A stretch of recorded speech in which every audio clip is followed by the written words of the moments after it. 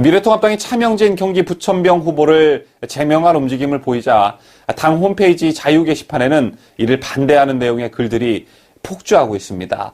8일 당 홈페이지 자유 게시판은 차 후보의 제명에 반대하는 내용의 글이 폭주했는데 요즘 장사가 너무 안 돼 올해 폐업까지 생각하며 작년부터 선거날만을 기다렸다는 한 당원은 차명진 같은 바른말하는 사람까지 자르려 하다니 정말 울고 싶다며 선거에서 지면 공산사회주의 확실히 되는 거는 뻔히 보이는데 이거는 둘째치고 싸워야 할 미래통합당이 좌파 언론에 치여 휘청거리는 게 너무 화가 나서 속으로 매일 눈물만 난다고 했습니다. 황교안 대표를 비판하는 글도 상당히 많았는데요. 한 당원은 황교안 당신이 대장 자격이 있냐며 대장이라면 수하를 잘 거두어야지 동네 양아치들도 지 똘마니들을 잘 챙기는데 당신은 도대체 정체가 뭔가라고 반문했습니다. 김종인 위원장을 비판한 한 당원은 김종인은 문재인의 간첩인가라며 집토끼들을 떠나게 해서 미통당이 이번 선거에서 패하게 하려 하는가, 선거가 막판에 이르는 시기에 전대미문의 일을 벌려 후보자를 제명하고 보수의 사기를 추락시키고 보수를 분열시키는 것이 겉으로는 문재인을 심판하러 왔다고 하면서 실제로는 문재인의 간첩인 것 같다라고 일갈했습니다. 그러면서 이 당원은 선거 며칠 놔두고 적진에서 싸우는 장수들의 목을 치는 일은 본 적이 없다. 그것도 가장 용감하고 투철한 정신을 가진 장수들을 막말 프레임이라는 누명을 씌워 말 떨어지기 무섭게 득달같이 제명해버리니 이것이 민주주의인가 공산주의인가. 이번 총선이 마지막 민주주의 선거가 될 것 같다. 김종인 때문에.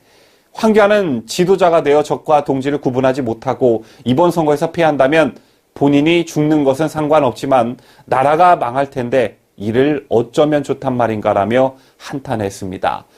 제날 저녁 9시 기준 차 후보의 제명을 반대한다는 글은 약 700여 건에 달했는데요. 특히 차명진 의원을 제명하면 투표를 포기하겠다 또는 지지를 철회하겠다는 글도 상당수 눈에 띄었습니다. 유정화 미래통합당 미디어특별위원회 위원이 차명진 부천병 후보에 대한 당의 제명 조치에 대해 무슨 못할 만 했냐라고 반발했습니다.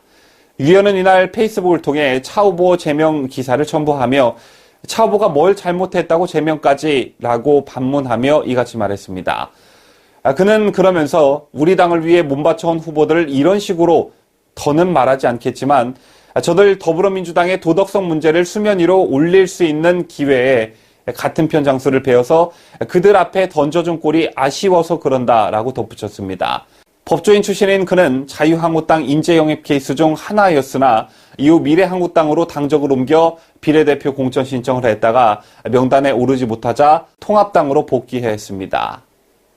자유의 바람, 자유대한호국단, 턴나이트 등 애국우파 시민단체가 지난 2일 세월호 유가족과 자원봉사자 간의 분향수합 성행위의 사실관계 입장 표명을 촉구하는 기자회견을 가졌었죠. 회사원들이 밀집된 거리에서 많은 국민들이 모르는 이 추악한 사건을 알리는 데 앞장서 주시는 우파단체 여러분께 정말 감사하는 마음인데요. 반성을 바라는 애국 시민들의 바람과는 달리 세월호 분향소 앞에서 부적절한 성행위를 한 당사자들은 개인의 사생활을 폭로했다는 이유로 일부 유튜버들을 고소하는 적반하장의 태도를 보였습니다. 때문에 애국우파 단체는 어제 9일 아이들의 영정 앞에서 불륜 행각을 저지른 세월호 유가족들에게 입장 표명 요구서를 전달하는 기자회견을 다시 한번 가졌습니다. 6년 전 광화문에서 수없이 많이 죽은 우리 아이들을 넋을 기리는 그곳에서 그 천막 안에서 그 영정들 앞에서 자원봉사자와 유가족이 부적절한 성행위를 했다는 뉴스기사가 2년 전 뉴스플러스라는 매체에서 보도가 됩니다. 그러나 메이저 언론도 아니고 일개 작은 매체여서 조회수 30만 정도의 이슈가 되지 않고 묻힌 사건이 있었어요. 그로부터 2년 뒤인 한 달 전 다시 그 뉴스 기사를 인용해서 또 뉴스코리아라는 언론 매체가 부적절한 성행위에 대해서, 세월호 천막 내 부적절한 성행위에 대해서 다시 한번 보도를 합니다. 아이들의 죽음 앞에 우리 국민들 모두가 슬퍼하고 있는데 그 천막 안에서 부적절한 성행위를 해놓고 그 성행위를 한 자원봉사자가 반성의 기미는커녕 오히려 이 기자에게 화를 냈다고 합니다. 그래서 이 기자는 이 반성 없는 자원봉사자와 유가족들의 일을 국민들에게 알려야 되겠다. 그래서 이 기사를 다시 올리기 시작한 겁니다. 내 아이의 죽음의 영정 앞에서 여러분 성행위가 생각이나 나시겠습니까? 어저께 세월호 4.16 유가족에서 성명서를 냈는데 개인의 사생활로 치부합니다. 개인의 사생활이면 6년 동안 우리 국민들에게 슬픔을 강요하고 희생을 강요를 하지 말았어야죠.